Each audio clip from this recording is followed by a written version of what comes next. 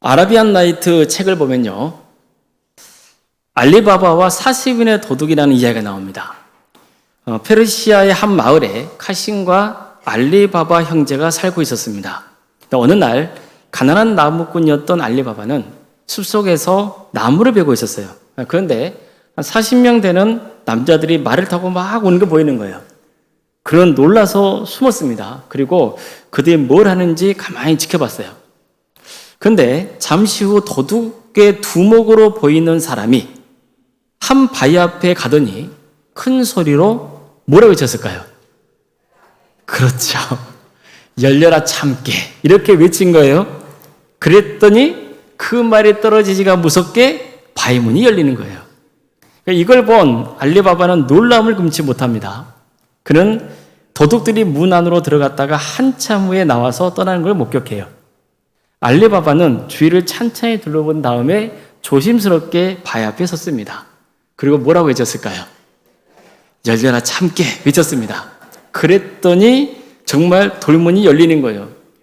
그는 안으로 들어가 봤어요. 거기에는 온갖 금은보화와 귀중품이 가득했습니다. 그러니까 도둑들이 물건을 훔치거나 빼앗은 것을 이곳에다가 오랫동안 보관해 놓은 거예요. 알리바바는 보물 중 일부를 챙겨서 급히 빠져나왔어요. 나중에 그 형제였던 카심에게도 이 사실을 알려줍니다.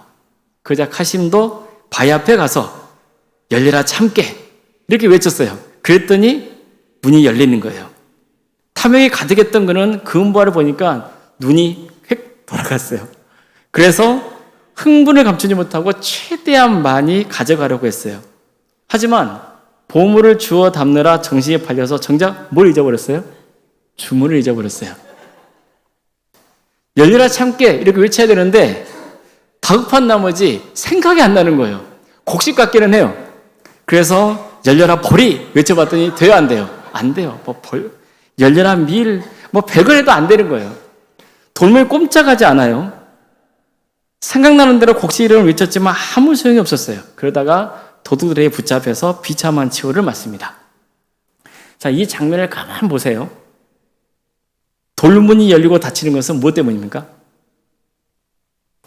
열려야 참깨, 주문 때문이에요. 누가 주문을 외치건 상관이 있어요, 없어요? 없어요. 그 사람이 착한 사람이건 도둑놈이건 탐욕이 막 가득한 사람이건 아무 상관없어요. 열려야 참깨 이렇게만 외치면 돌문은 열리는 거예요. 주문은 이런 특성을 갖고 있는 거죠. 누가 됐건 똑같은 주문만 외치면 자동적으로 문은 열리게 돼 있어요. 자, 그럼 기도는 어떻습니까? 예를 들어서 주님 저 돌문을 열어주십시오. 이렇게 기도했다고 해서 무조건 돌문이 열립니까? 만약 누군가가 이렇게 기도해서 돌문이 열렸다고 쳐요. 그러면 다른 사람도 똑같이 기도하면 열립니까? 그렇지 않아요. 기도는 주문이 아니기 때문이에요. 그래서 같은 제목으로 기도해도 동일한 응답을 받는 건 아니에요. 기도는 주문이 아니기 때문에 기도를 누가 드리는가가 중요해요. 하나님은 악한 자의 기도는 들으시지 않아요. 그런데도 불구하고 우리는 종종 기도를 주문처럼 드리는 경우가 있단 말이죠. 겉으로만 보면 주문과 기도 모두 자신의 소원을 말한다는 점에서는 비슷해요. 하지만 전혀 다릅니다. 주문은 내가 주도하는 거잖아요. 내가 주문을 외우면 내가 원하는 결과가 나와야 하는 거예요. 마치 TV 리모컨과 같아요. 내가 보고 싶은 프로가 있으면 어떻게 합니까? 리모컨으로 조정해서 볼 수 있잖아요. 만약에 작동이 안 되면 내가 원하는 결과가 나오지 않으면 뭐가 고장이에요? 리모컨이 고장이거나 TV가 고장이거나 그러잖아요. 갈아야죠. 자, 그럼 기도는 어떨까요? 기도도 기본적으로는 내가 원하는 것을 하나님께 구하는 거예요. 그러나 기도는요, 내가 원하는 대로 이루어지기도 하지만 그렇지 않는 경우도 있는 거예요. 왜일까요? 주문은 내가 주도하기 때문에 내 뜻이 중요해요. 그러나 기도는 하나님이 주도하시기 때문에 누구의 뜻이 중요한 거예요? 하나님의 뜻이 중요한 거예요. 기도의 주도권은 주문처럼 내게 있는 게 아니에요. 누구에게 있어요? 하나님께 있습니다. 그래서 기도는 하나님의 뜻을 알아가는 과정인 거예요.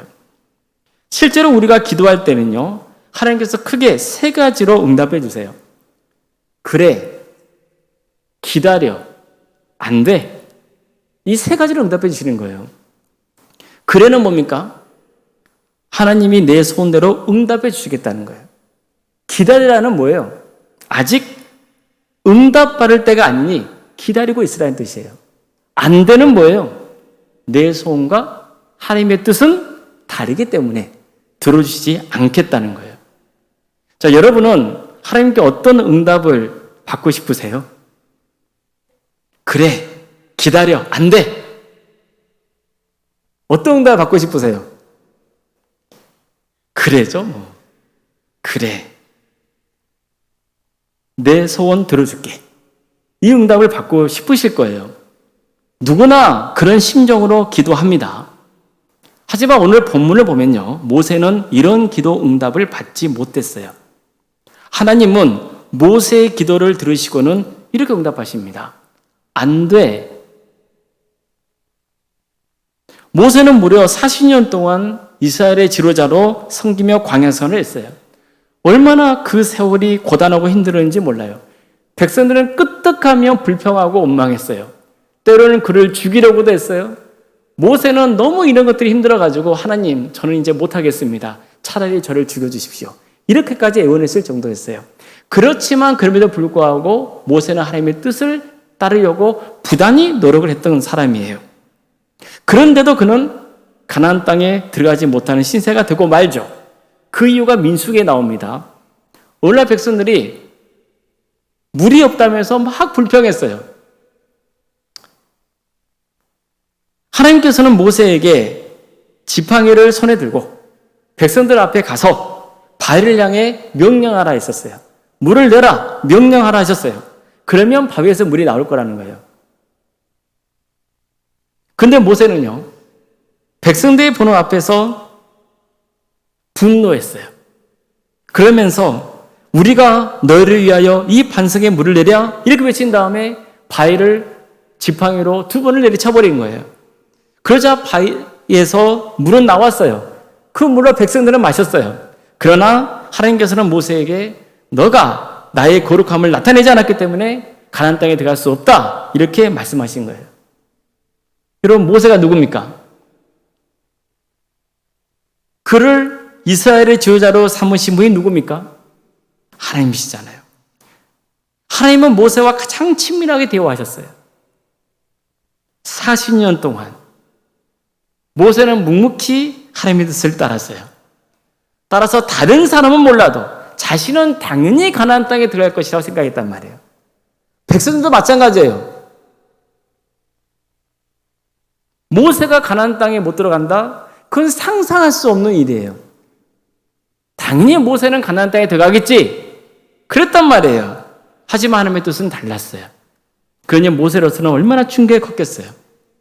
그는 가나안 땅에 들어가고 싶은 마음이 너무나 간절했어요. 하나님께서는 안 된다 하셨지만 그 마음을 접을 수가 없었어요. 그래서 다시 한번 간곡히 하나님께 기도하는 거예요.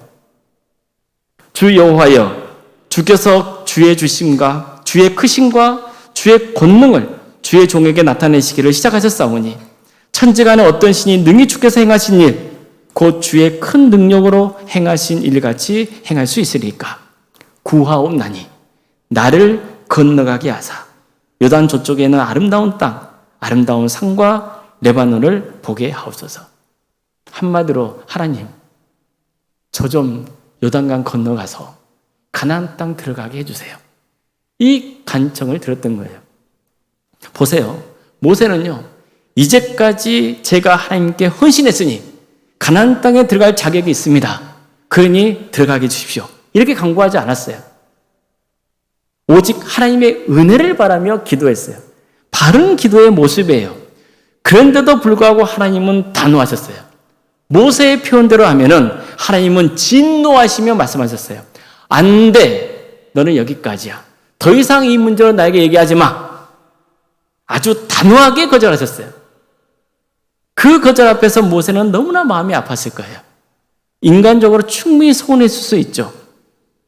앞에서 말씀드렸지만 모세는 어떤 사람인가요? 정말 주께 귀하게 쓰임받은 사람이었잖아요. 성경에 보면 자주 등장하는 말씀이 있어요. 여호와께서 모세에게 말씀하여 이르시되요. 항상 하나님께서는 모세에게 말씀하셨고 그 말씀이 백성들에게 증거되고 하셨어요. 그러면 모세는 항상 어떻게 하는지 아세요? 성경에 나와요. 모세가 하나님이 명하신 대로 행했다는 거예요. 하나님께서 모세에게 말씀하시면 모세는 백성들에게 전했어요. 이처럼 모세는요, 대표적인 순종의 모델이었어요. 게다가 얼마나 하나님과 그의 관계가 친밀했는지 몰라요. 그는 인간적으로 얼마나 서운한 마음이 크겠어요. 그러나 그는 안 된다는 하나님의 단호한 응답을 듣고는 과감하게 마음을 접어버립니다. 이 장면은요, 우리에게 아주 중요한 교훈을 주는 거예요. 기도가 내 뜻대로 응답되지 않을 수도 있다는 거예요. 기도는 주문이 아니에요. 내 소원과 하나님의 뜻은 얼마든지 다를 수 있어요. 그래서 비록 내 소원대로 응답이 안 되더라도 하나님의 뜻을 존중하고 수용할 줄 알아야 돼요. 이게 순종이에요. 오늘 본문은 이걸 강조하고 있는 겁니다. 하나님은요, 모세에게만 그러신 게 아니에요. 다윗도 마찬가지였어요. 다윗은 어느 날 나단 선지자를 불러요. 그리고는 내가 하나님을 위해서 성전을 건축하고 싶다는 뜻을 밝힙니다. 나단 선지자는 그렇게 하면 좋겠다는 생각에 하시라 했어요. 그런데 밤에 나단 선지자에게 하나님이 찾아오셔서 말씀을 주세요. 그리고 내가 전하는 말을 다윗에게 전하라 하시죠. 한마디로 성전 건축은 안 된다는 거예요. 나는 너를 통해서 성전 건축을 하게 하지 않겠다고 말씀하세요. 대신 너의 왕위를 이을 자식을 통해서 성전을 세우겠다고 약속하시죠. 뿐만 아니라 하나님께서는 그 성전을 건축하고 싶은 그 다윗의 마음 중심만은 바르셨어요. 그 마음의 중심을 알기에 바르신 거예요. 그리고 하나님께서 큰 축복을 보여주겠다고 약속하셨어요. 그러나 그에게 성전 건축은 허락하지 않으셨어요. 다윗은 그 뜻을 듣고 마음을 접어요. 하나님이 그렇게 안 된다고 응답하셨기 때문에 멈출 수밖에 없었던 거예요. 바울에게도 이런 일이 있었습니다. 그는 선교하는데 얼마나 열정적이었어요. 하지만 그에게는 질병이 있었어요. 바울은 그 질병을 고쳐달라고 하나님께 몇 번이고 간구했어요. 그런데 하나님께 돌아온 대답은 안 되었어요. 안 된다는 거예요. 바울은 선교에 누구보다도 열심히였어요. 따라서 하나님의 영광을 위해서라도 그를 괴롭히고 있는 질병을 고쳐주신 게 맞잖아요. 건강해야 더 선교 활동을 잘할 수 있지 않겠어요? 그러나 그러지 않으셨어요. 대신 이렇게 하나님은 말씀하십니다. 내 은혜가 내게 족하도다. 이는 내 능력이 약한 데서 온전하여 짐이라. 한마디로 너의 기도 들을 수 없다는 거예요. 자, 모세, 다윗, 그리고 바울. 얼마나 주님께 귀하게 쓰임받는 사람들이에요. 그런데도 모든 기도의 제목을 다 들으신 건 아니란 말이에요. 모세 보세요. 그가 오랜 세월 동안 광야 생활하면서 꿈꿨던 게 뭐였겠어요? 이 이스라엘 백성들과 함께 가나안 땅에 들어가서 하나님의 말씀에 순종하며 행복하게 사는 거. 그게 모세의 꿈 아니었겠어요? 근데 하나님은 뭐라 하세요? 너 가나안 땅에 너의 발자국 하나도 닿을 수 없어. 너는 광야에서 죽어야 해. 이렇게 말씀하셨다고요. 다윗 보세요. 다윗은요, 수도인 예루살렘의 성전을 세워서 이 나라에 하나님의 영광이 영원히 거하기를 기대했어요. 그는 성전 건축을 자신의 큰 업적으로 삼고 싶었어요. 하지만 하나님께서는 너는 성전을 세울 수 없다고 못을 단단히 박으셨어요. 바울도 보세요. 그는 목숨을 걸면서 복음 전했던 사도예요. 하지만 그를 괴롭히는 질병 때문에 사역을 제대로 감당할 수 없었어요. 그래서 고쳐달라고 여러 차례 간구했지만 하나님께서는 그냥 그대로 살라 하셨어요. 이처럼 하나님께서는요, 모세, 다윗, 바울의 기도를 들으시지 않았어요. 그렇지만 그들은 모두 하나님의 뜻을 받아들여요. 순종한 거예요. 자기 임의로 하나님의 뜻을 바꿀 수 없다는 것을 너무나 잘 알았기 때문이에요. 설령 내 입장에서 안 좋은 결과라 해도 그게 하나님의 뜻이라면 받아들여야 한다고 생각했어요. 하나님의 뜻이 더 중요하다고 믿었던 거죠. 우리는 신앙생활하면서 하나님의 뜻이 더 중요하다는 것을 늘 듣죠. 그렇지 않습니까? 그래서 무엇을 마실까, 무엇을 먹을까, 무엇을 입을까 염려하지 말고 먼저 하나님의 나라와 그분의 의를 구하라고 하잖아요. 근데 보세요. 사실은 내 중심에서 생각하고 행동할 때가 많죠. 그렇지 않습니까? 하나님께서 나를 통해 뭔가 이루기를 바라시는 거예요. 내가 중심이기를 기대해요. 하나님이 나를 크게 쓰시길 바라고 나에게 많은 것을 주시기를 바라는 거예요. 그러나 사실은 그게 나의 욕망의 표현일 수도 있는 거죠. 우리가 반드시 명심해야 할 것은 하나님은 비록 내가 아니더라도 다른 사람을 통해서 그분의 뜻을 이루어 가신다는 거예요. 하나님은 모세에 이어 여호수아를 새 지도자로 세우시고 그를 통해 새로운 세대를 이끌고 가나안 땅 정복에 나서게 하셨어요. 하나님은 다윗이 아니라 솔로몬을 통해서 성전을 건축하게 하셨어요. 따라서 내가 마땅히 할 일은 뭐겠어요? 내게 주어진 시간 동안 하나님께서 내게 능력 주실 때 최선을 다해서 섬기면 되는 거예요. 그 다음에 일어난 일은 누구에게 맡기면 되는 거예요? 하나님의 손에 맡기면 되는 거예요. 내가 모든 것을 다 해야 된다. 내가 이루어야 된다. 그것은 자기 욕망이에요. 바울도 보세요. 자신을 괴롭히는 병을 고쳐달라고 여러 번 간구했어요. 하지만 하나님은 기도를 들으시지 않으셨어요. 근데 나중에 그는 하나님의 뜻을 깨달아요. 뭘 깨달은 거예요? 자신의 약함 때문에 더욱더 하나님께 의지할 수 있었고, 내가 약하기 때문에 하나님께서 나를 긍휼히 여기셔서 주어진 사명을 감당할 수 있도록 권능을 더 많이 부으셨다는 거예요. 이걸 깨닫게 된 거예요. 오히려 그는 질병이 축복이라는 걸 알았어요. 그래서 더 이상 그는 하나님께 내 육체의 가시를 제거해달라고 기도하지 않아요. 오히려 질병에 주신 것에 감사하며 자랑까지 했어요. 이 육체의 가시야말로 하나님이 자신과 함께 하시고 하나님이 나에게 권능을 보이시는 증거라고 확신했기 때문이에요. 우리도 마찬가지예요. 하나님은 내가 바라는 대로 응답해 주실 때가 있어요. 그렇지만 반드시 내가 바라는 대로 응답을 안 해주실 수도 있어요. 나는 가고 싶은데 멈추라 할 때가 있어요.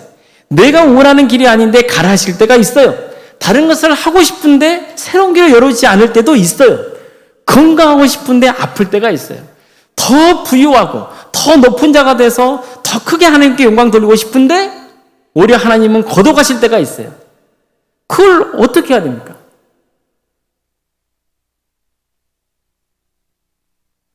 우리는 그럼에도 불구하고 해야 할 일이 있어요. 비록 내가 원하는 응답을 받지 못했어도 좌절하지 말고 묵묵히 하나님의 뜻을 이루어드리는 일을 하면 되는 거예요. 모세를 보세요. 그는 가나안 땅에 들어갈 수 있어요? 없어요? 못 들어가요. 그렇다고 해서 자포자기했습니까? 아니에요. 새로운 세대가 가나안 땅을 정복해서 잘 살기를 바라는 마음으로 마지막 순간까지 최선을 다해 섬겨요. 자신의 뒤를 이을 여호수아를 세워서 그에게 안수하여 새로운 지도자가 되었음을 선포합니다. 그리고 여호수아와 모든 백성들 앞에서 너희는 두려워하지 말고 담대하라고 말씀하세요. 지금 천둥 친다고 두려워하지 마시고 담대하라고 말씀하시는 거예요.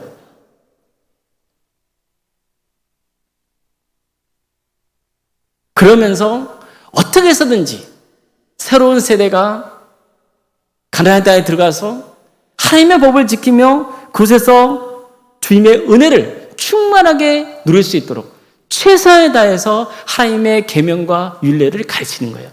그게 바로 신명기 말씀이잖아요. 다윗도 보세요. 자신이 직접 성전을 세울 수 없다는 것을 알았어요. 그렇지만 뒤를 이을 왕이 성전 건축을 빨리 진행할 수 있도록 모든 기반을 마련해 놓았어요. 성전 설계도를 만들었고 성전에서 봉사할 성직자들을 재정비하고 헌금을 모으고 성전 건축에 쓰일 자재도 철저히 준비했어요. 그는 성전이 완공되는 걸 보지 못하고 죽어야 했어요. 그는 살아생전에 성전이 세워진 걸 못 본다니까요. 그럼에도 불구하고 하나님께서 새로운 왕을 통해 세우실 성전을 기대하며 자기가 살아있는 동안 최선을 다해서 준비했단 말이에요. 이처럼 중요한 것은 하나님이 이루실 것을 기대하는 거예요. 비록 내가 그 일에 직접 쓰임받지 못한다 하더라도 하나님께서 이루실 일을 기대하며 섬기는 거예요. 특히 모세 보세요. 얼마나 새로운 세대에게 깊은 애정과 관심을 가졌는지 몰라요. 그는 부모 세대가 저지른 실수와 잘못을 그대로 반복하지 않기를 바랬어요. 그들만은 당당하게 가나안 땅에 들어가서 잘 먹고 잘 살기를 바랬어요.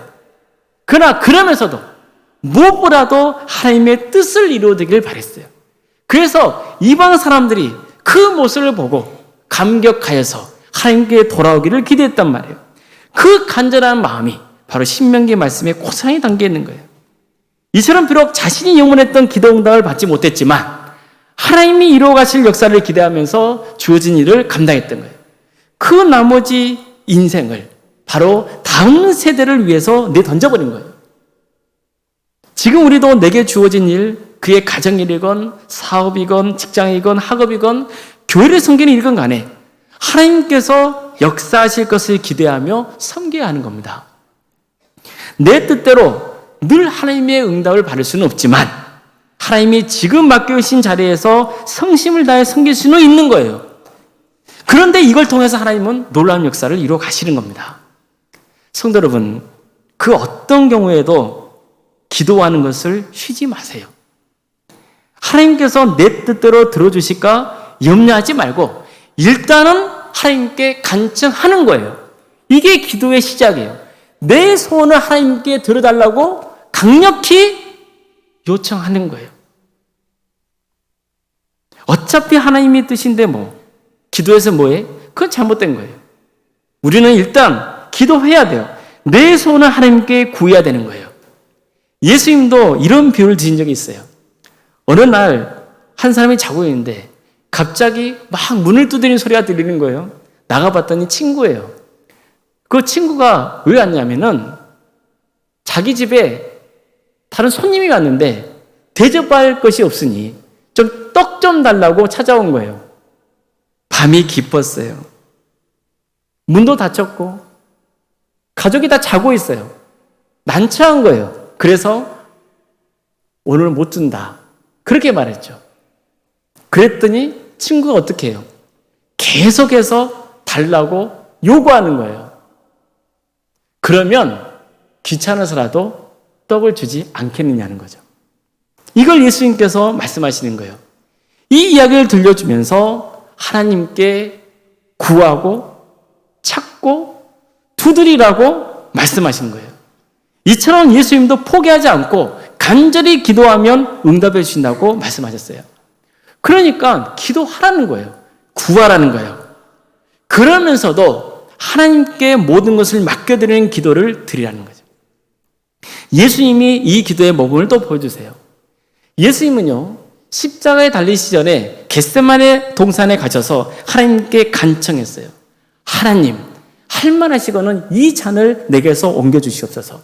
그 잔이 뭐예요? 예수님 십자가의 고난과 죽음이에요.